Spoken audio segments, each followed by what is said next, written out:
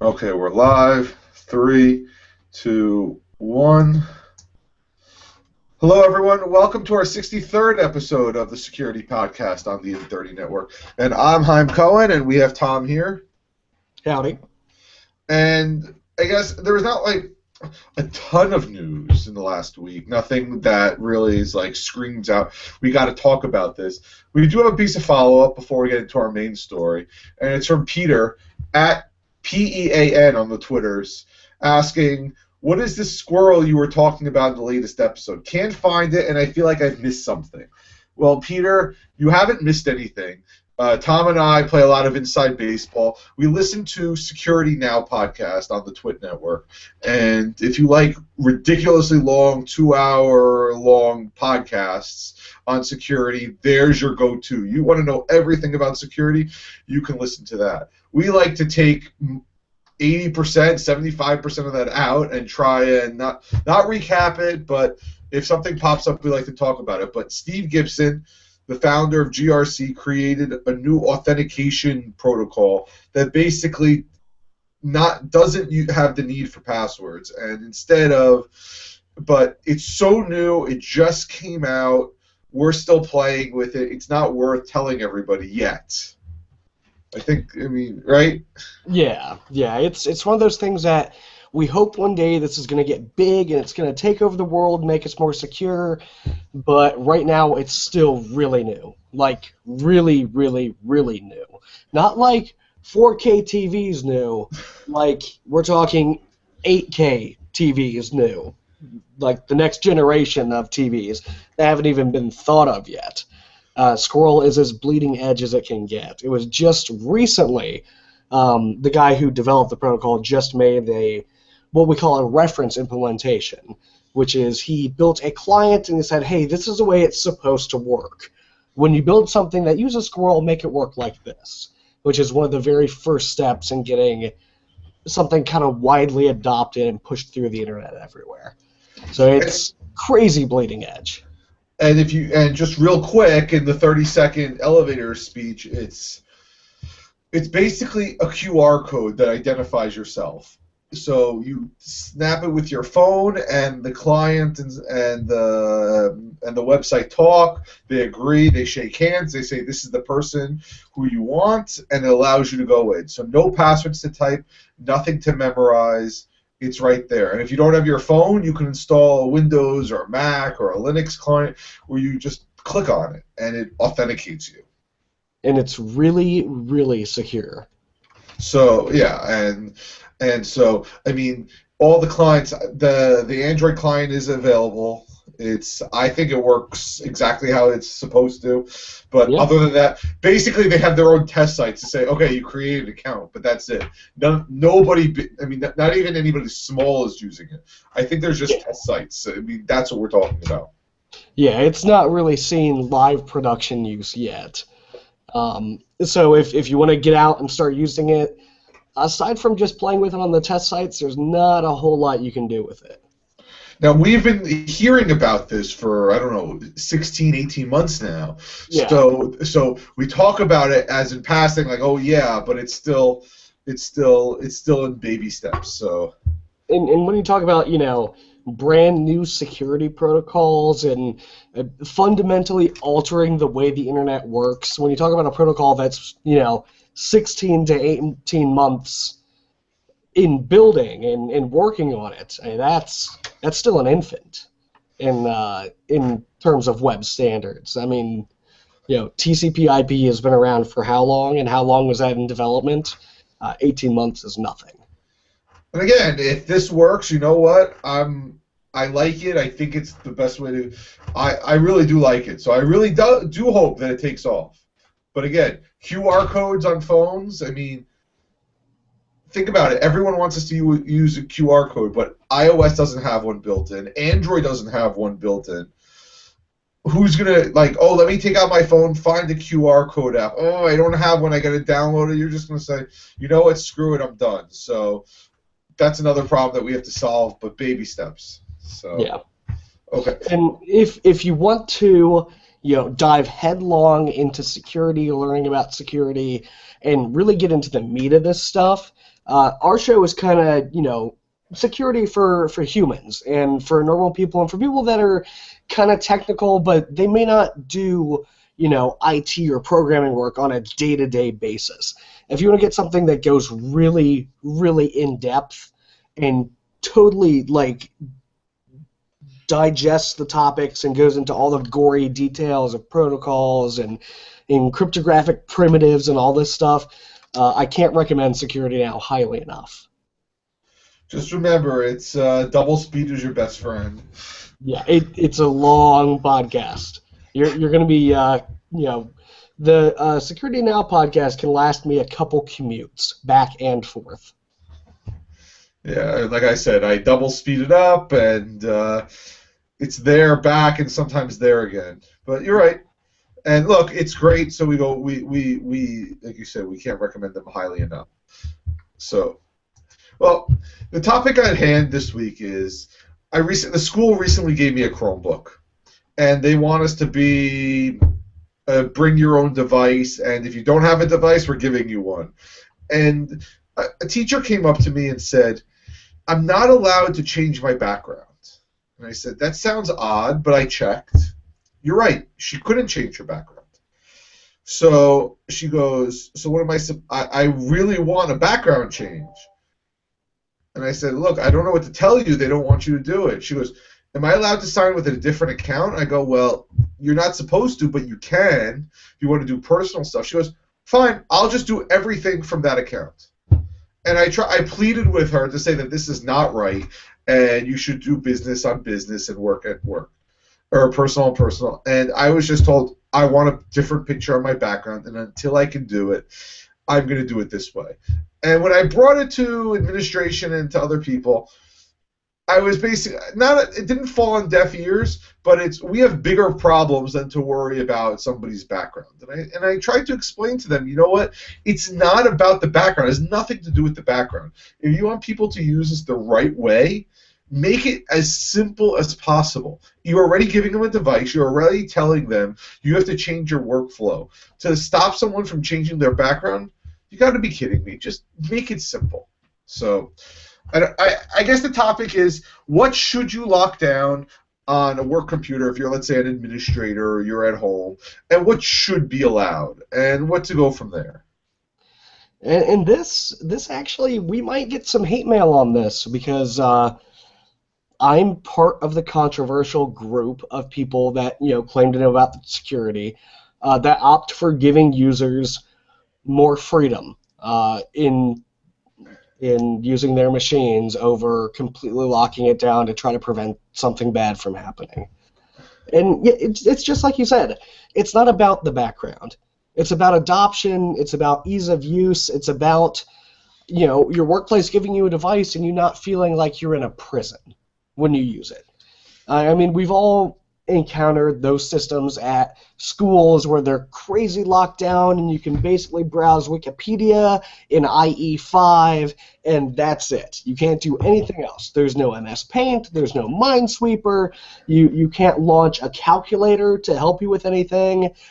There's a lot of really nasty limitations that administrators can put on systems to make them safe, to make them work appropriate, to limit the amount of, side surfing that you do online, checking Facebook, YouTube, whatever it is.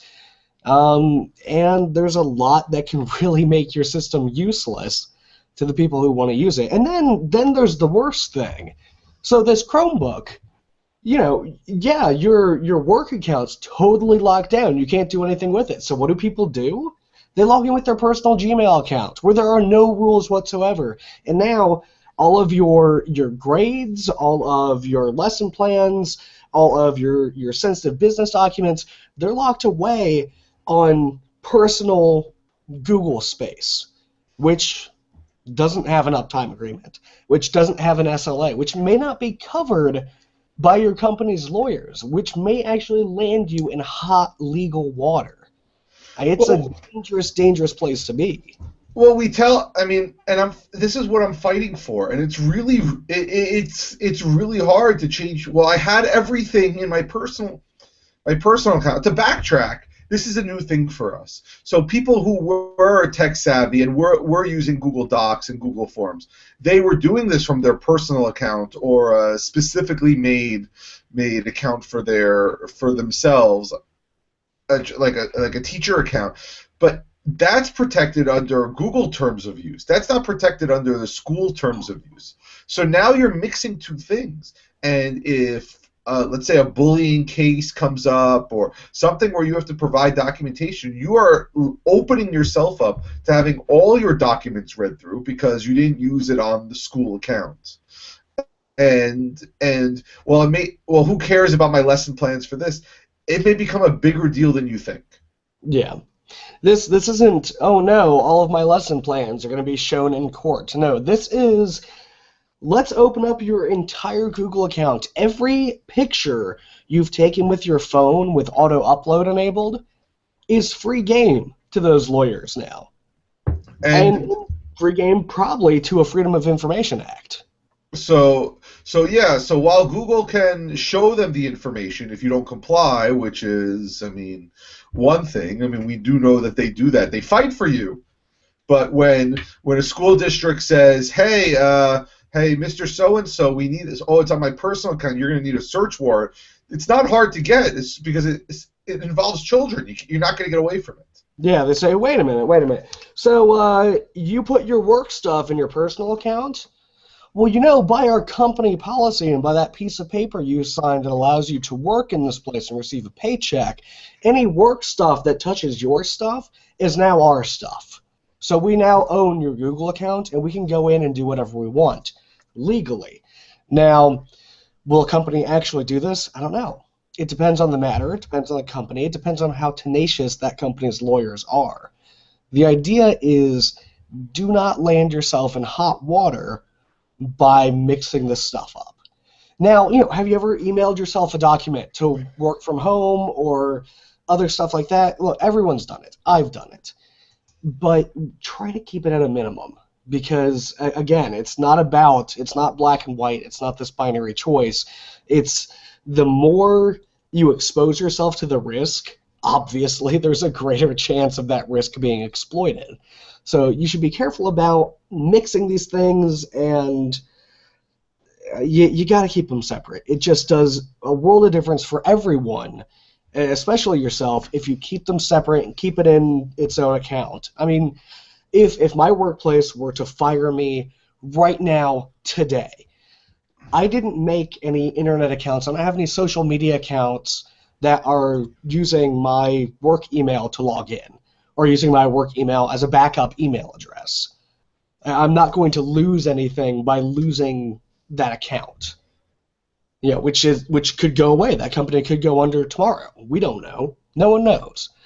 So it's important to keep that separation, not just for legal reasons, but for ease of use. It's a lot easier to keep things separated. Well, I mean, basically, you see this on all the lawyer shows. Show me the email sent to a personal account, and then we can subpoena the whole account. If they can prove that you're doing work on a personal account, you are now doing that personal account becomes admissible. And so, but again, this is just what we're going through. So we're asking you to keep it separate. But then it goes back to the other side that the companies, and if you're an IT administrator, you're probably not listening to this or you're yelling at us right now. You know what? Ask yourself, what are you trying to prevent? And I think it's very important to explain what you're trying to prevent in a nice, concise way so people can understand. Why do you want the background to be blue? And so when I asked, I said, why can't we change it? Well, we want everyone. We want to be able to walk down the hallway and know which account is who is logged in. A teacher being blue and a student being green. And I said, well, that sounds right, but here's the problem. If I can sign in with my personal account and change the background to anything I want, you've lost that issue. If you're trying to figure it out, I don't know, have all the teachers put a sticker on their Chromebook. I don't know what to say. Change the color. Put some duct tape on the student's Chromebook. Buy them a case. Yeah, that sounds like I'm trying to be nice and civil. It sounds like the standard policing attitude of most educational IT that I've talked to in my work. And frankly, they're not everywhere. They're not going to be everywhere. They're probably better suited to do their job somewhere other than roaming the halls looking at computers physically. Um, what's more important in this situation?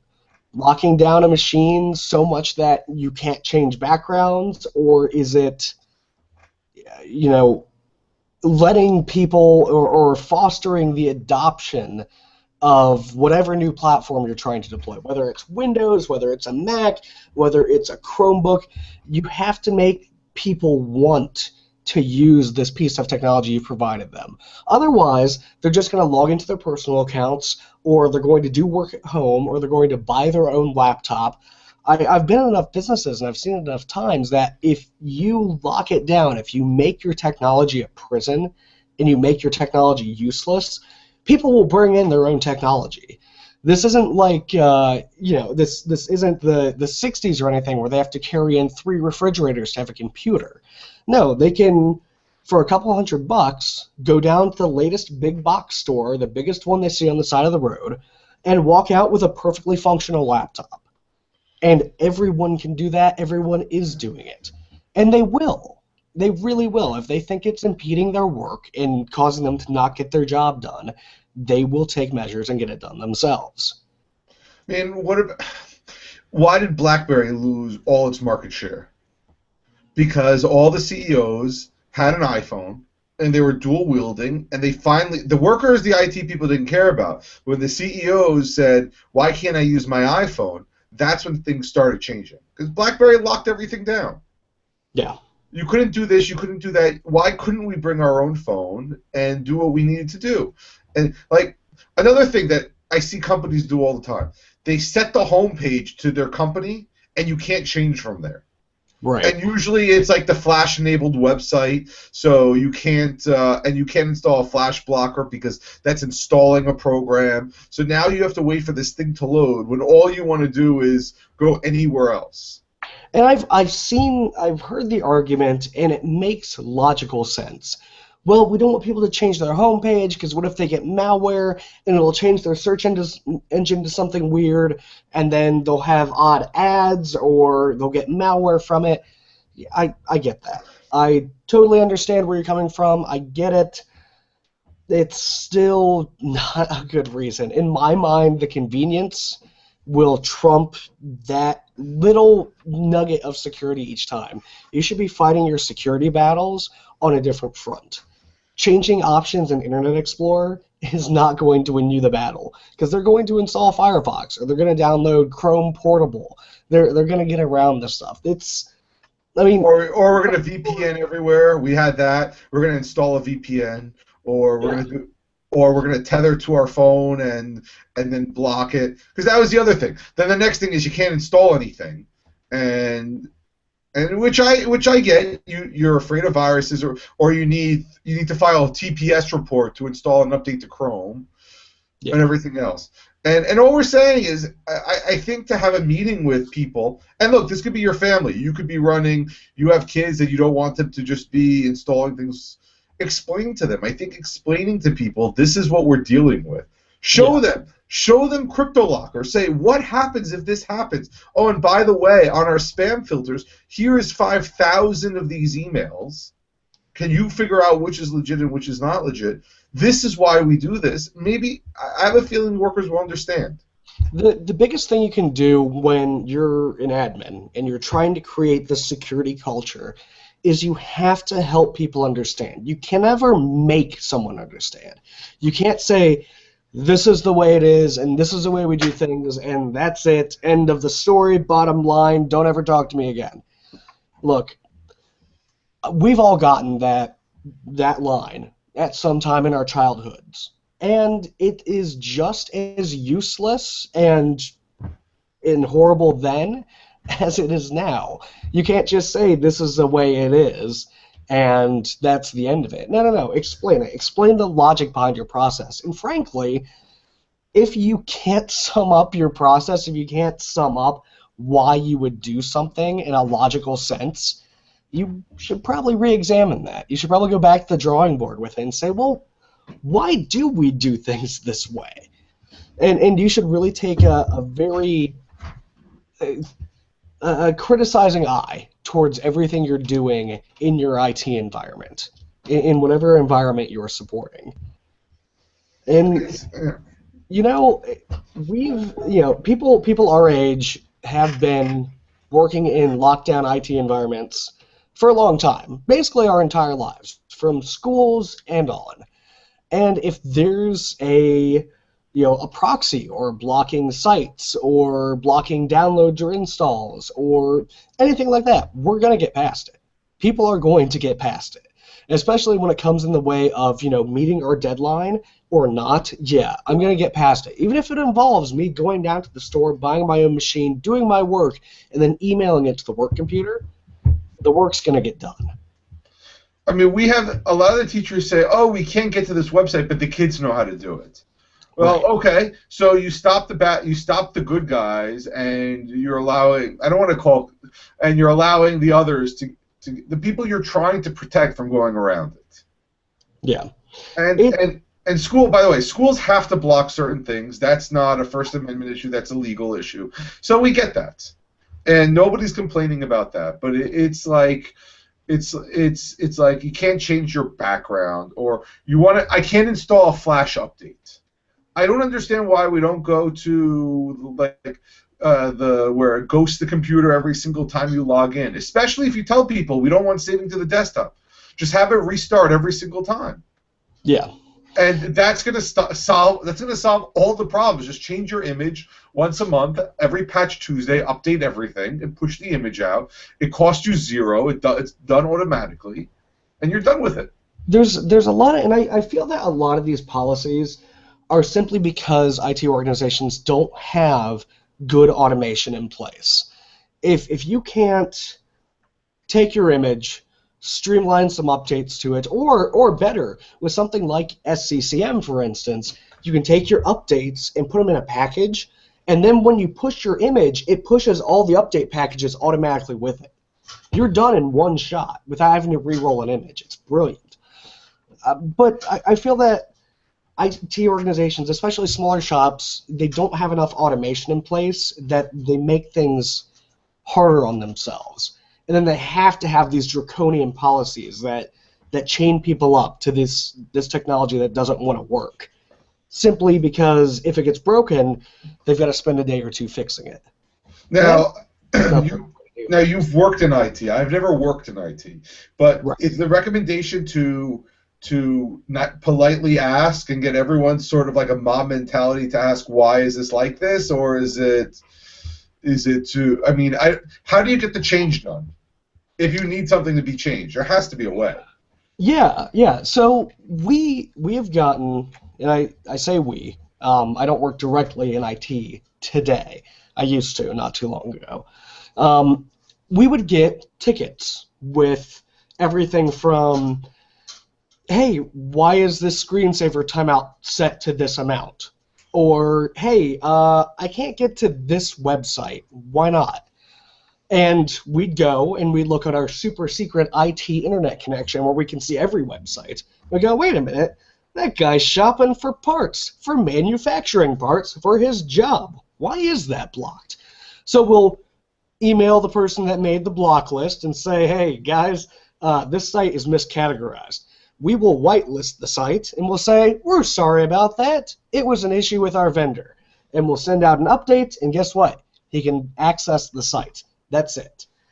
Now, will it happen slower in some organizations that didn't have our staffing? Yeah, it will. But that's really the best way to respond to that. Is for a block site, you investigate it, determine whether or not it's work appropriate, and then allow or deny. And for stuff like, why does my screensaver lock my computer? We would explain the security behind that most people just walk away from their desks. And if you're away from your desk for more than a half an hour, we assume you're gone, so we're just going to lock your computer. It's just to be safe. So if we have someone roaming in the building, or if you leave it on all night and the cleaning staff comes in, we don't want them, some corporate espionage going on where someone posing as a janitor siphons off all of our intellectual property data. I was being observed by the principal, and they set the screensaver timeout to something ridiculously small, like 5 minutes or 3 minutes. So I'm projecting the questions on the board, and I'm at the board discussing everything. And so then I mean, it's like, I don't know, 15, 20 feet away. The screensaver goes on. So the principal gives me the look. Do you want me to hit next for you? And I go, yeah. So he goes and he touches it and says, please enter your password. And he silently laughs. And then we were discussing it the next day, as in, I'm frustrated by the same policy, and we can't do anything about it.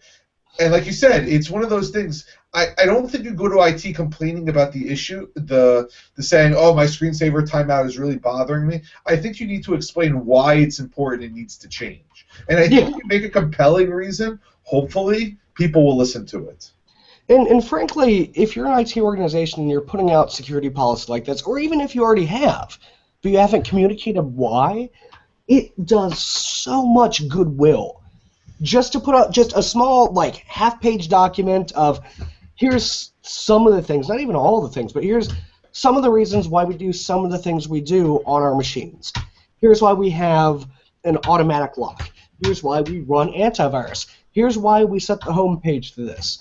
Here's why you can't install programs. Here's why I can't run Spotify, because we use a block list that blocks CryptoLocker from running, and sometimes it kills Spotify too.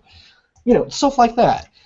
If you help people understand and you help them see things from your perspective, it's not going to get everyone, right? You're not going to make everyone happy. Get that out of your head. It will never happen. You're working in IT. At best, you can make half the people happy.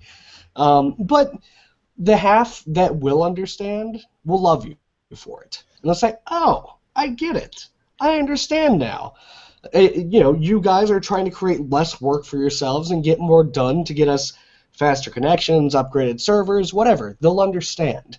So take a look at, you know, putting out a half-page or one-page document, blasting it to people, or even just a short email of, hey, just letting you know this is why we do the things we do.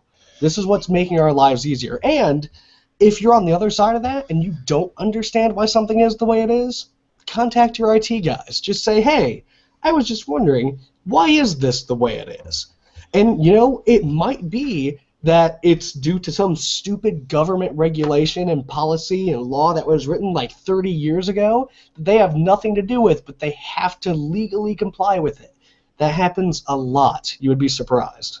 Well, Dropbox for us at school was blocked, and people were complaining and complaining. So finally, I picked up the phone, and I have a good relationship with the IT people, and they said, look, the issue is that Dropbox pings the server every second, or whatever time it was. So if every single person installed it, that means that we're wasting a sizable chunk of our bandwidth just pinging the Dropbox servers. And it just is going to cost us way too much bandwidth to do. We're going to have to increase our pipe just to handle it. We have this cloud storage system. We want you to use it. Okay, that made perfect sense. I didn't agree with it. Absolutely did not agree with it. But you know what? They made a really compelling case, and I'm all for these security policies. I mean, because as much as you hate it, they're there to protect themselves. If you want to run with open Wi-Fi and open ports and everything else, go for it. We can't stop you. But if you're on someone else's network, they have the right to control it the way they want. And you hope that it's fair and will make you happy. But they're saying it uses too much bandwidth. Okay, who am I to argue with it? At 9 a.m., when everyone's trying to log in because everyone started work and the elementary schools came in and everything, the internet's slow. Now adding Dropbox on top of that, it's going to destroy it. Yeah. And it doesn't take a lot of time, and I know the IT people are saying, oh, I get these dumb, useless complaints all the time. These people will never understand. Try it just once. Just once, for one day, just every dumb complaint you get, instead of saying, look, that's just what we do, or it's what we have to do, or look, things would break without this, I understand how frustrating it is. I've lived that life for years.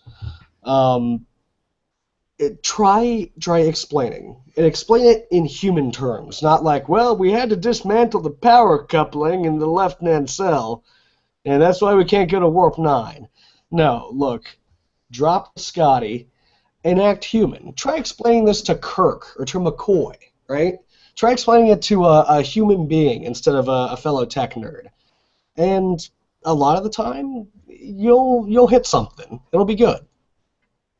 And look, it's I'm apparently the go-to person, but so I explain it to them, and then I report to IT. So IT really hates me because I'm asking them all these stupid things.